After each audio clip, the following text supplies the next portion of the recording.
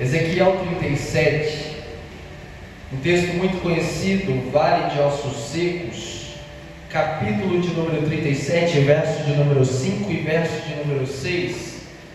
Bem sei que pregar em um texto muito conhecido é uma responsabilidade ainda maior. Pregar a palavra de Deus já é uma responsabilidade gigantesca, mas pregar em um texto conhecido, onde muitas pessoas pregam ou pregaram, é muito maior, porque você trazer algo novo, algo que nutre a vida de alguém que ela não tenha escutado ainda, é só Deus que faz isso. Ezequiel 37, verso de número 5 diz assim: assim diz o Senhor Jeová a estes ossos: eis que farei entrar em vós o Espírito, e vivereis, e porei nervos sobre vós, ou em algumas traduções, tendões, e farei crescer carne sobre vós, e sobre vós estenderei pele, e porei em vós o Espírito, e vivereis, e sabereis que eu sou o Senhor. Verso de número 10 diz assim: e profetizei como ele deu ordem. Então o Espírito entrou neles, e viveram, e se puseram em pé um exército grande e extremo, grande e numeroso. Somente até aqui. Meus irmãos, como nós aprendemos na homilética a tematizar as nossas mensagens para ficar melhor e de mais fácil compreensão para a nossa meditação nesta noite. E o tema desta mensagem é o agente da vida. O agente da vida. Quando nós vamos falar sobre Ezequiel 37, nós temos que fazer algumas perguntas a este texto, visto que este texto é uma visão que Deus dá ao profeta. Pois no verso de número 1, a Bíblia diz: e veio sobre mim a mão do Senhor, e o Senhor me levou em espírito, e me pôs no meio de um vale. Note que este povo, eles estavam se considerando ossos secos, pois no verso de número 11, eles dizem: os nossos ossos se secaram, e pereceu a nossa esperança. Eles se colocam nisso, ou eles falam sobre isso entre eles. E por que eles falam sobre isso? Nós temos que entender isso primeiro, antes de nos alimentarmos do que Deus deu para nós nesta noite. Note que este povo não está passando pelo vale de ossos secos, ou eles não estão se sentindo em um vale de ossos secos à toa, pois esse povo estão secos porque já deixaram a Deus há muito tempo. Estão secos e vivendo no meio de um vale, ou vivendo em um vale de ossos secos, porque deixaram de praticar aquilo que Deus tinha dito a eles. Ora, este mesmo povo, desde o início deste livro, a Bíblia diz, e Deus fala com este povo. Ora, fala por intermédio de Ezequiel: Ezequiel, você ficará preso pelo seu braço direito, mas ficando preso, você gerará uma mensagem para este povo, e os dias que você ficar preso, você fará para eles, ou falará para eles, que eles vão sofrer essa mesma sentença. Note que Ezequiel passa a mensagem, e Deus compara este povo com uma meretriz. Por quê? Porque Deus pegou este povo de dura cerviz, tratou esse povo como fosse filha dele ou esposa dele, cuidou, tratou, curou as suas feridas, encheu eles de adorno, deu a eles riquezas, deu para eles tudo o que eles queriam. Eles não queriam ser uma nação excluída, eles não queriam ser uma nação ou uma qualquer nação, e Deus fez para eles. Deus mostrou para eles que além de de um povo. Eles eram um povo escolhido. Note que Deus escolheu o povo de Israel, não porque eles eram numerosos, muito pelo contrário. A Bíblia diz em Deuteronômio capítulo de número 7, a Bíblia diz que que Deus escolheu eles, não porque eles eram numerosos, mas porque ele era um povo pequeno. E por ser pequeno, Deus escolheu eles por quê? Por amor. E eu estou arrepiado, sentindo a presença de Deus, porque Deus fala para alguém aqui nesta noite: você não foi escolhido por acaso, você foi escolhido por amor. Glória a Deus. Deus fala para esse povo: olha, eu escolhi vocês, separei vocês, eu cuidei de vocês, mas vocês agem como uma meretriz que fica com qualquer um. E que qualquer um que Deus está dizendo: olha, eu cuidei de vocês, eu sou o Deus de vocês, mas vocês vivem adorando outros deuses. Vocês vivem vivendo uma vida para outros deuses, para outros seres, que não podem se mover, que não podem ver, que não podem escutar, mas ainda assim vocês vivem para eles. Vocês não entenderam que o que eu quero com vocês é um relacionamento. Que relacionamento é esse? Relacionamento de intimidade. Se vocês me servirem, eu respondo a vocês com presença, com glória, com palavra e com poder. Deus trabalha com o povo. Olha, eu escolhi vocês por amor, mas se vocês fizerem as minhas palavras, guardarem elas em seus corações e me servirem, eu serei o seu Deus. Esse povo passa pelo vale de ossos secos. Vale de ossos secos, até mesmo o profeta diz: ossos secos e sequíssimos. Note que na vida espiritual ninguém morre da noite para o dia. Na vida espiritual ninguém morre da noite para o dia. Perde-se coisas primeiro. Agora, na nossa morte física, você pode sair ali, atravessar a rua e ser atropelado e morrer. O problema não é morrer, o problema é para onde você vai depois que morre. Que Deus você tem servido? Jesus disse para os discípulos: olha, vocês deveriam se alegrar não por estarem curando enfermos, não por estarem expulsando demônios, não por isso. Vocês deveriam se alegrar porque o vosso nome está escrito no livro da vida. Glória a Deus. Ninguém morre de forma espiritual da noite para o dia. Há um processo primeiro, se perde coisas primeiro. E o que se perde primeiro? A conexão. E o que se perde depois? A estrutura, a base. E depois, a cobertura. E aqui eu entro na mensagem. E Deus assim: e porém sobre vós nervos ou tendões. Quando nós vamos estudar sobre a anatomia humana, quando nós falamos de nervos, nós estamos falando de algo que conecta o osso com os músculos. No corpo humano, o tendão conecta o nosso osso com o nosso músculo. Note, ninguém fica de pé se não tiver tendão. Ninguém se move se não tiver tendão.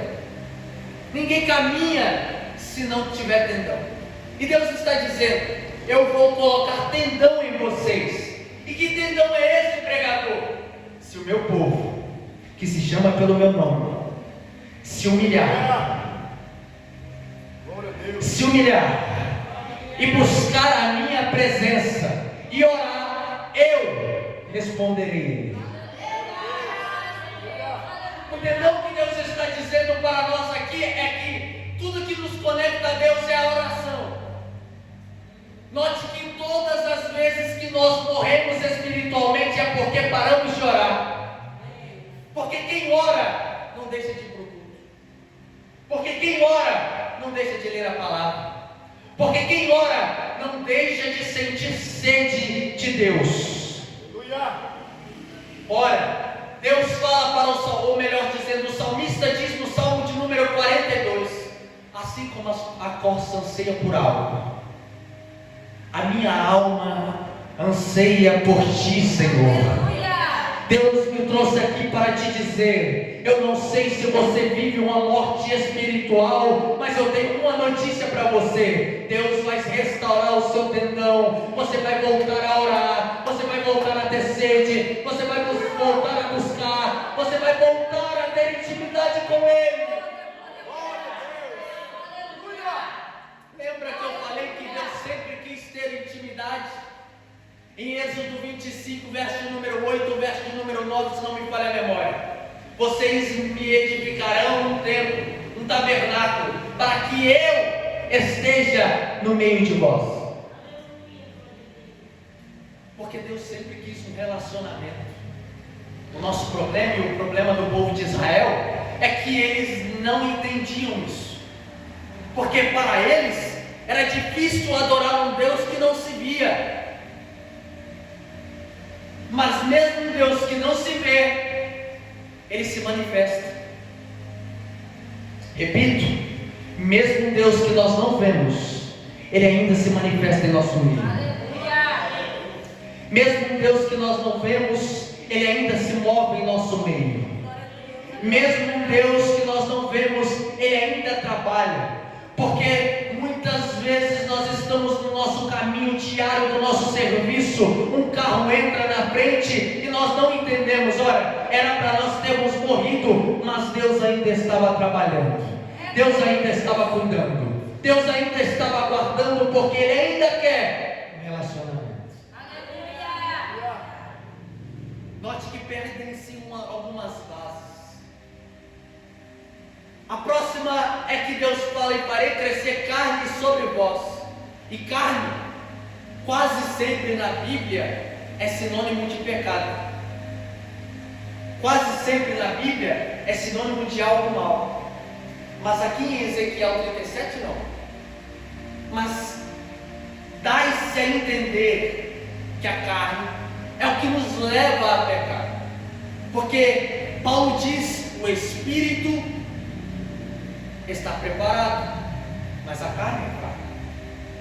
Paulo diz em Romanos 7: o bem que eu quero fazer, esse eu não faço, mas o mal que eu não quero, esse eu faço.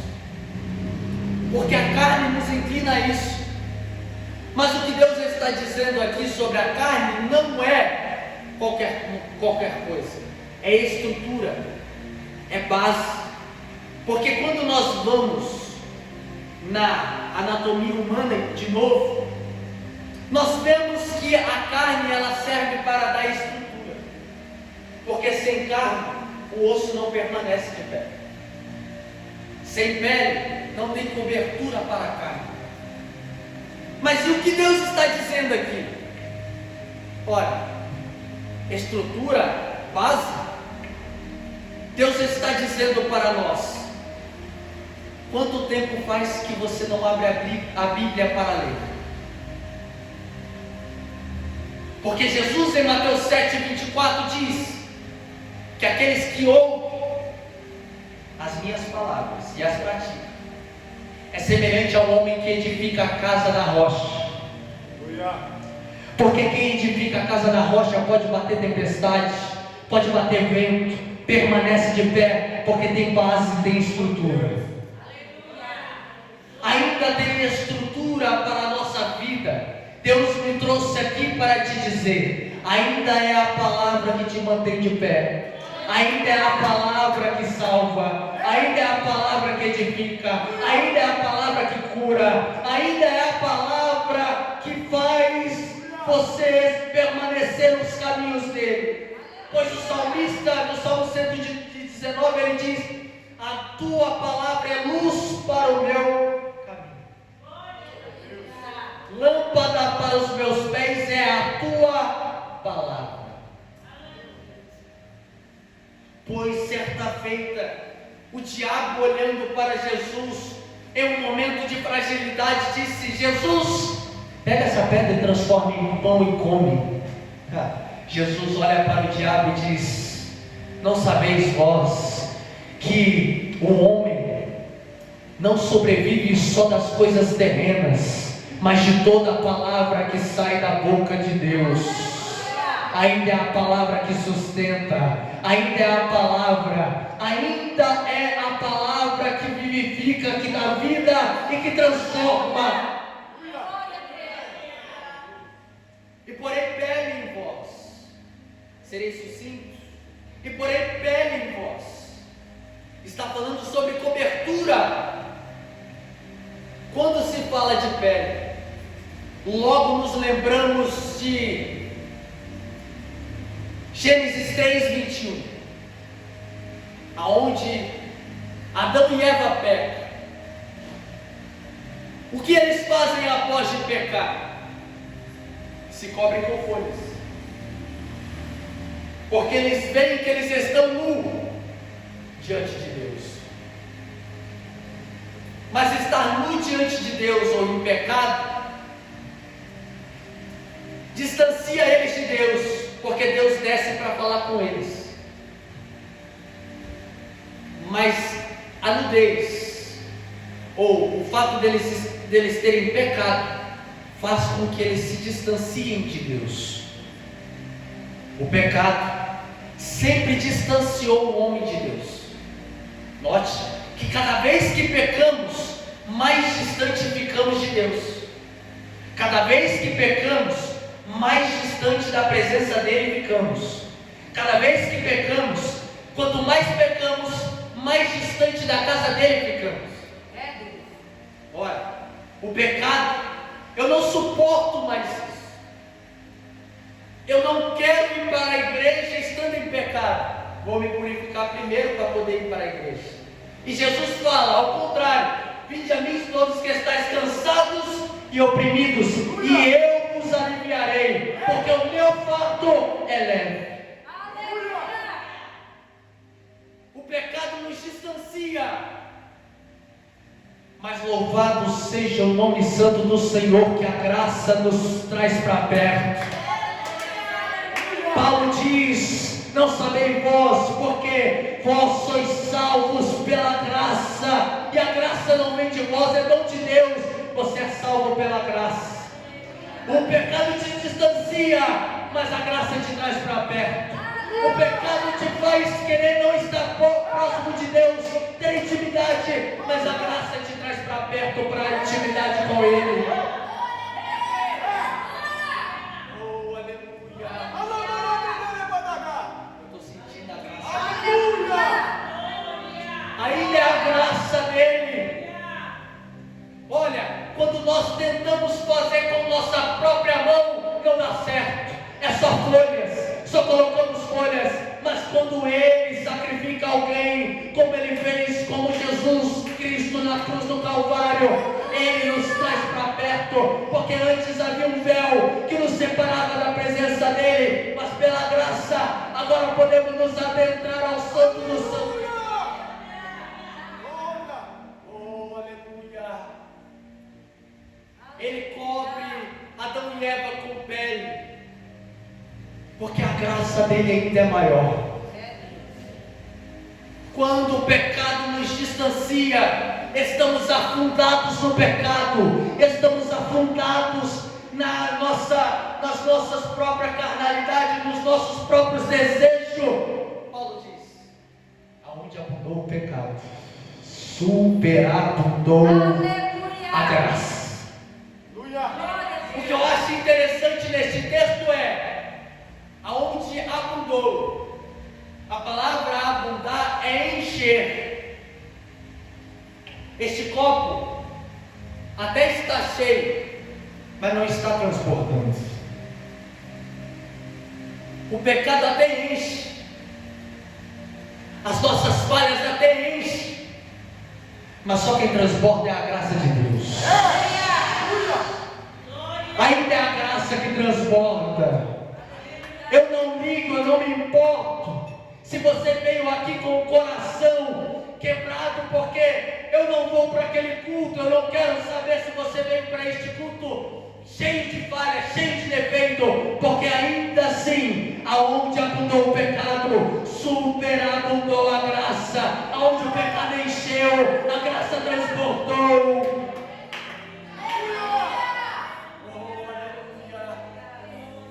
O pecado nos distancia de Deus, mas a graça nos traz para perto. Glória, glória. Em nome de Jesus. Aleluia. Glória a Deus. Ainda há uma graça que transborda, ainda há uma graça que salva, ainda há uma graça que purifica, ainda há uma graça derramada sobre nós.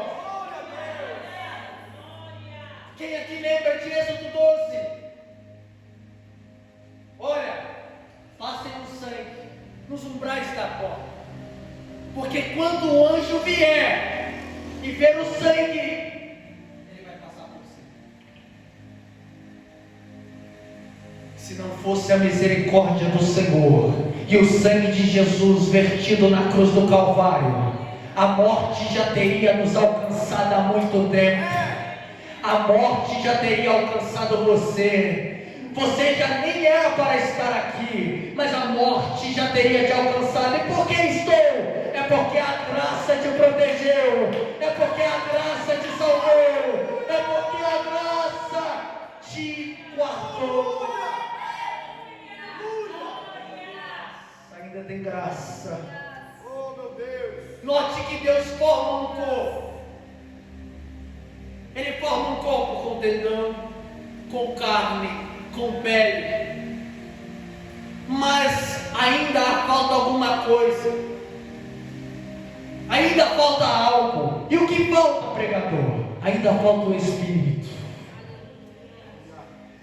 Tem pessoas que até têm corpo, até tem tendão, ou melhor dizendo, até tem um corpo bonitinho por fora, mas é como Jesus falou para os fariseus: olha, eles são como sepulcros caiados, são bonitinhos por fora, até se vestem bem, até andam bem, mas por dentro só tem morte, só tem podridão. Por quê? Porque ainda não foi cheio com o Espírito Santo de Deus, ainda não foi cheio com o Espírito Santo. E quer ter vida para quê? Quer pregar para quê se não for para ser cheio? Quer vir para o culto para quê se não for para ser cheio? Quer fazer para quê? Quer louvar para quê se não for para ser cheio? Ele ainda tem um Espírito que derrama sobre as nossas vidas. Ele ainda tem vida para nós.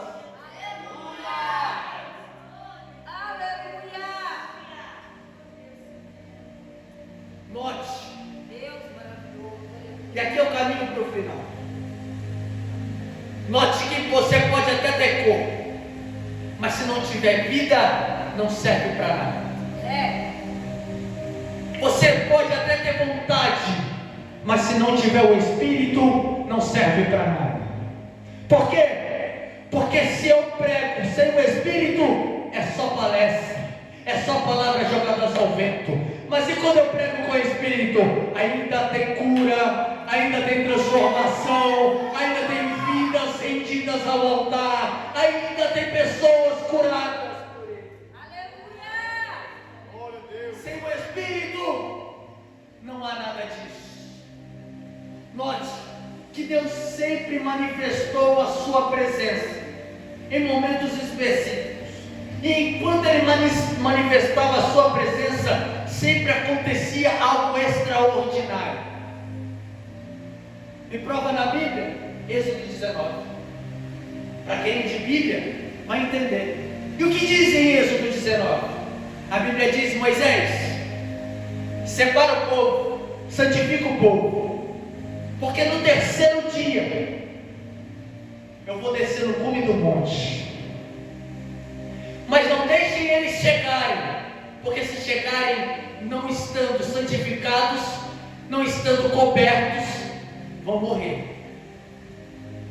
A Bíblia diz que Deus desceu como fogo no monte, e o monte fumegava e estremecia. Fumegava e estremecia. O que é isso, pregador? É que se Deus se manifesta, tem que ter algum movimento. E que movimento é esse? O movimento de adorar a Ele, render a Ele a minha vida, o meu louvor e a minha adoração. Porque quando Ele desce, se até um monte que não tem mão para levantar, que não tem boca para falar, Ele estremece, quanto mais você que tem vida.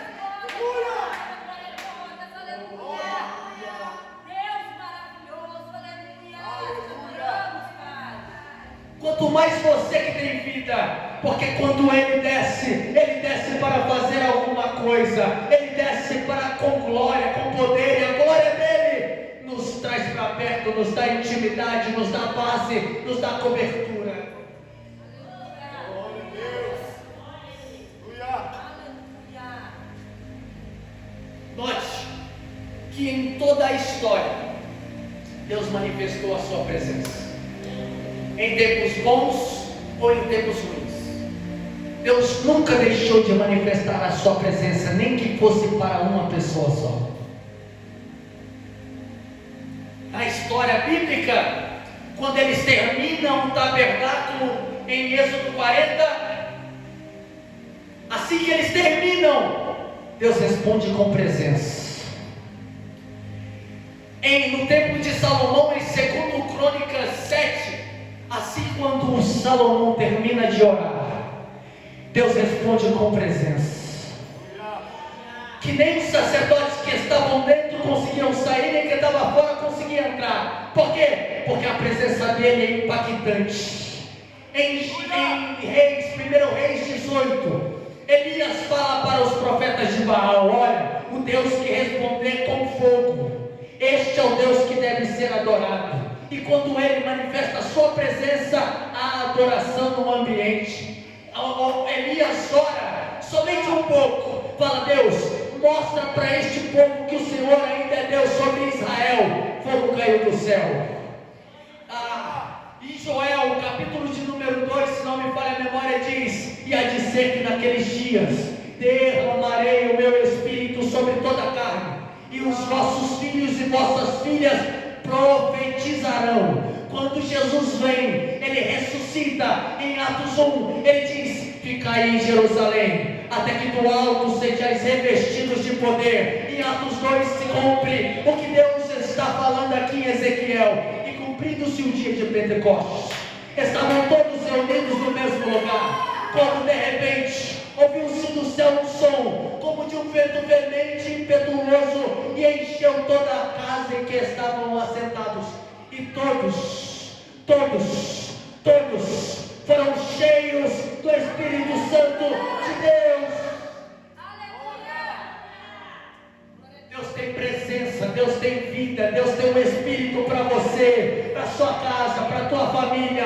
Ainda há um Espírito que paira sobre a sua vida para te dar vida.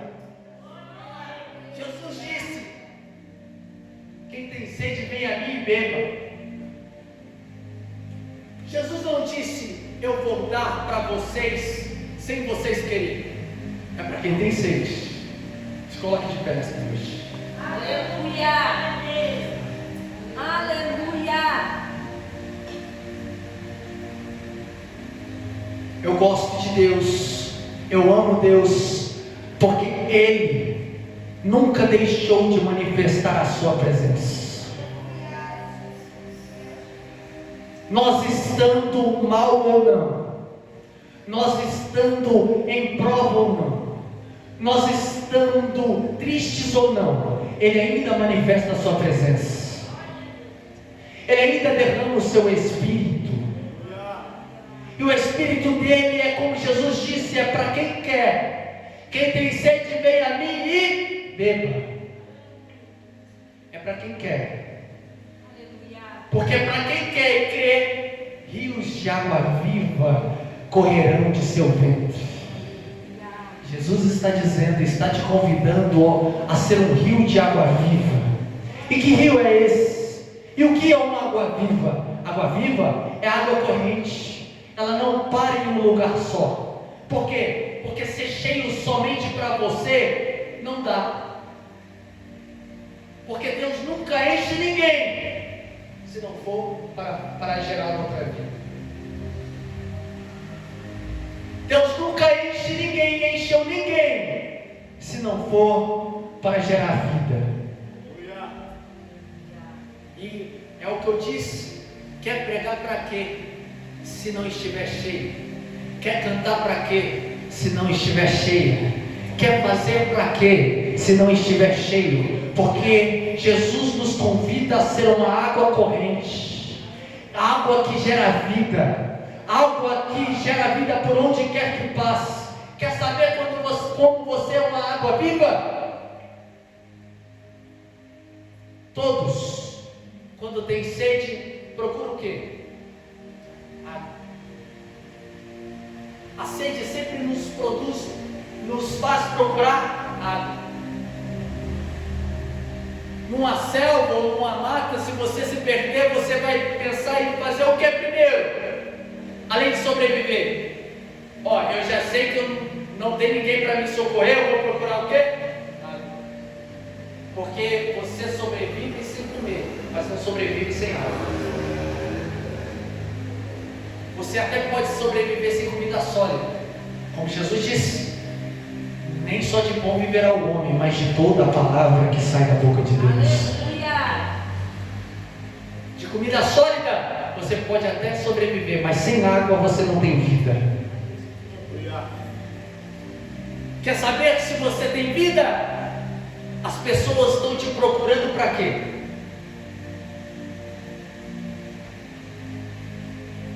Estão te procurando para quê? Quando me procuram, só querem o meu dinheiro. Quando me procuram, só querem que eu levante elas, deixe elas bem e elas vão embora. É porque não está tendo vida.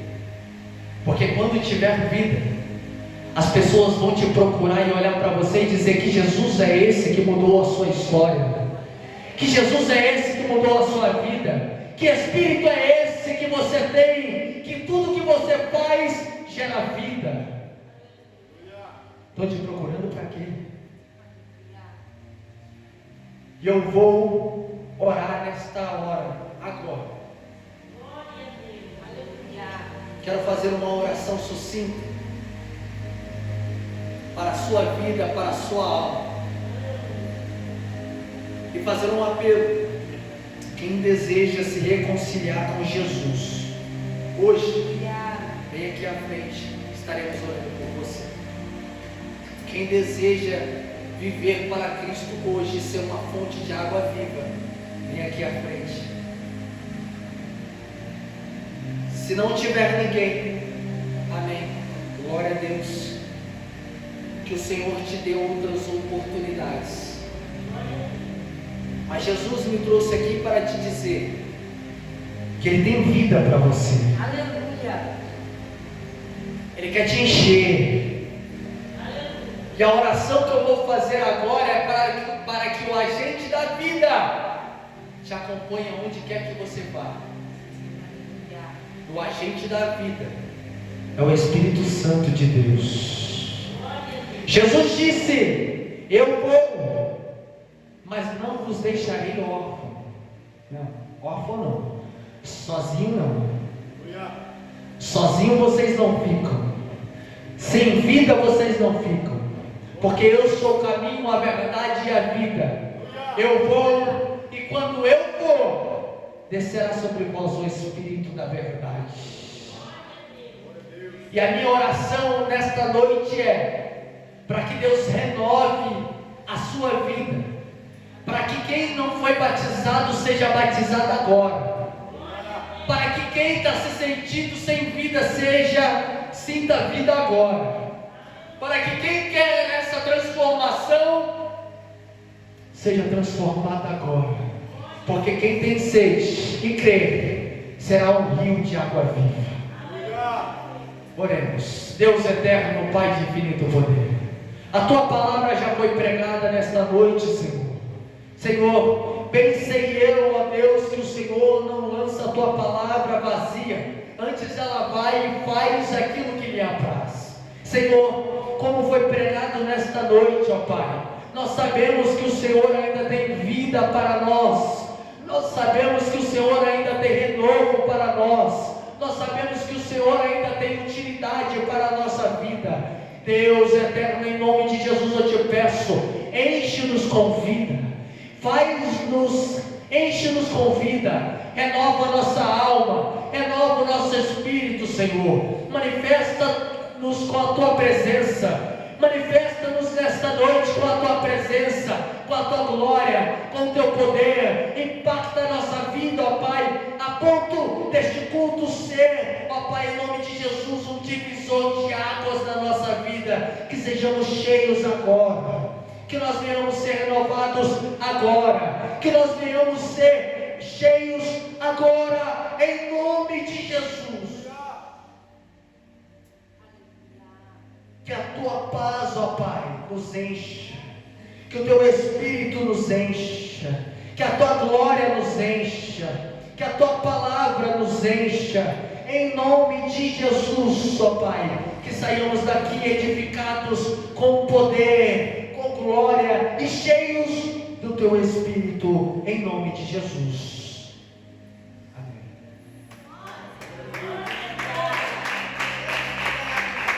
Aleluia.